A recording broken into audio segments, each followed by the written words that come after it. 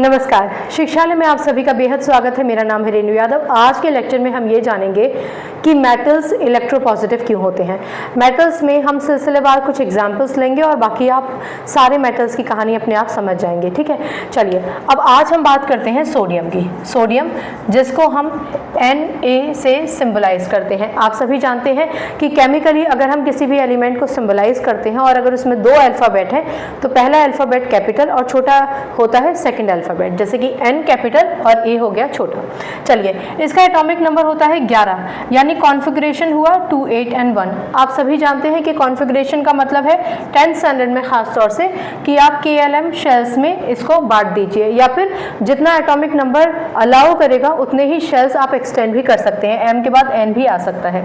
आप ये भी जानते हैं कि M शेल की मैक्सिमम कैपेसिटी 18 इलेक्ट्रॉन की होती है, लेकिन किसी भी शेल में, K शेल के अलावा किसी भी शेल में कम से कम 8 इलेक्ट्रॉन्स होने ही चाहिए स्टेबिलिटी के लिए।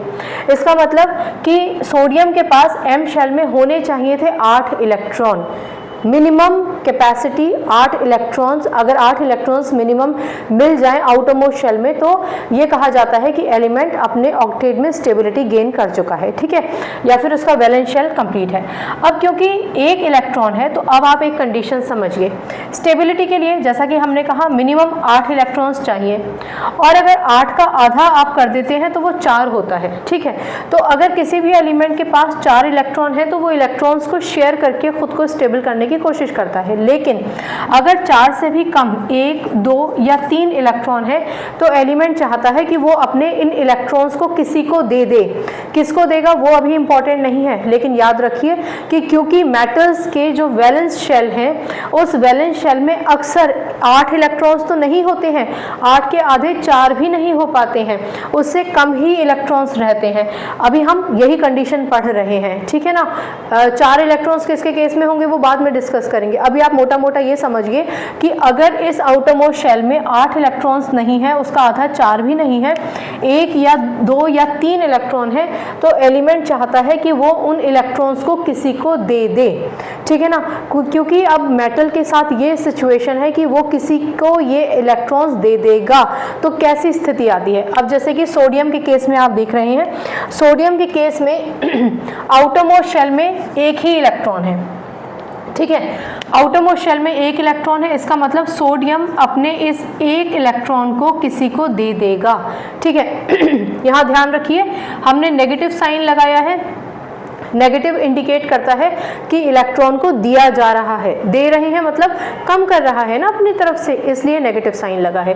1 ये इलेक्ट्रॉन को सिंबलाइज करता है, एक इलेक्ट्रॉन। आप चाहें तो केवल E नेगेटिव लिख सकते हैं। ठीक है, E इलेक्ट्रॉन को सिंबलाइज करता है और ये छोटा सा निशान माइनस का, नेगेटिव का एक्चुअल में ये इंडिकेट करता है कि इलेक्ट्रॉन्स नेगेटिव होते हैं नेचर में। चलिए, जब सोडियम अपना एक इलेक्ट्रॉन किसी को दे देगा तो सोडियम पर आ जाएगा 1 पॉजिटिव चार्ज। ठीक है, आप इसको या ऐसे देख सकते हैं 1 पॉजिटिव, या फिर जैसे कि मैंने आपसे कहा कि 1 लिखें या ना लिखें उसका कोई फर्क नहीं पड़ता है, इसलिए आप सिर्फ 1 पॉजिटिव देख सकते हैं।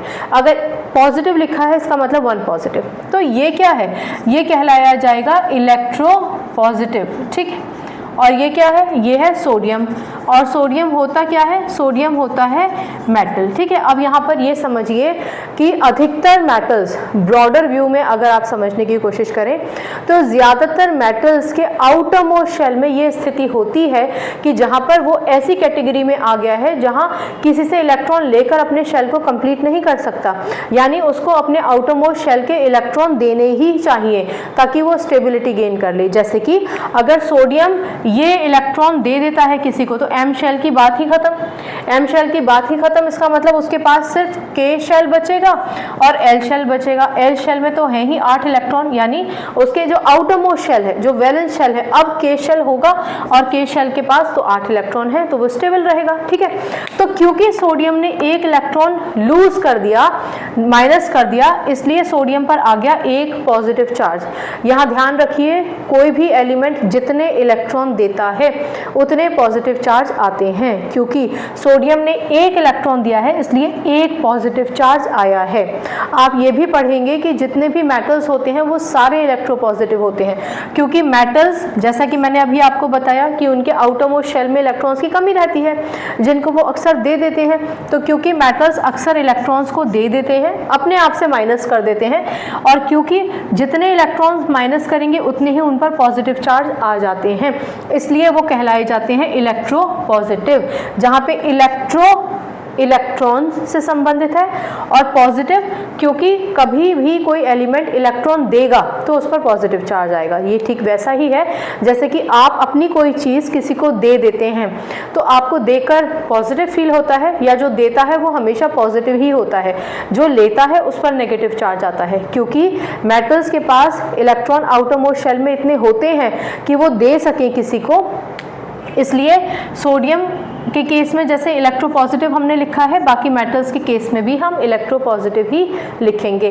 तो मैं उम्मीद करती हूँ कि इलेक्ट्रोपॉजिटिव शब्द का मतलब आप समझ गए होंगे, और आप ये भी समझ गए होंगे कि सोडियम को इलेक्ट्रोपॉजिटिव क्यों कहा जाता है। ठीक है, हर एक चैप्टर की डेडिकेटेड वीडियोज़ की प्लेलिस्ट बनी हुई रखी है शिक्षालय पे, अगर आप चाहेंगे तो वहाँ से पूरा लेसन भी सुन और पढ़ सकते हैं। अब इसमें आप खुद ही समझ सकते हैं कि याद करने जैसी कोई चीज़ नहीं है। एक और चीज़ मैं आपको बता देती हूँ कि जिस पर पॉजिटिव चार्ज होता है उसको पर्टिकुलरली कैटायन कहते हैं। कैसे याद रखें, बच्चे अक्सर कंफ्यूज हो जाते हैं कि कैटायन पे पॉजिटिव चार्ज होता है कि नेगेटिव। तो भैया एक नेगेटिव साइन बनाओ और उसको काट दो, जो कट गया वो कैटायन है। और अभी अभी मैंने आपको बताया था कि जो देता है वो पॉजिटिव होता है, तो आप ये भी समझ सकते हैं कि देने वाला तो हमेशा मेटल ही होता है, क्योंकि उसी के पास इलेक्ट्रॉन्स होते हैं देने के लिए। ठीक है ना भाई, इलेक्ट्रॉन्स इतने सारे इसको कोई देगा नहीं, एम शेल में एक इलेक्ट्रॉन है ना, तो 7 इलेक्ट्रॉन कोई दे तो देगा नहीं इसको कंप्लीट करने के लिए ऑक्टेट, इसलिए यही अपना एक इलेक्ट्रॉन किसी को दे देता है। ठीक, छोटा सा लेक्चर था। आई होप आपको ये बेसिक कॉन्सेप्ट समझ में आया होगा। अगर कोई कन्फ्यूजन है तो पूछ लीजिएगा। बाकी केमिस्ट्री से अपनी केमिस्ट्री अच्छी बनाइए, शिक्षा ले आइए। अगली बार मिलने तक अपना ख्याल रखिए, खुश रहिए, सकारात्मक रहिए, आपकी जीत हो ऐसा दृढ़ विश्वास अपने अंदर बनाए रखिए। नमस्कार।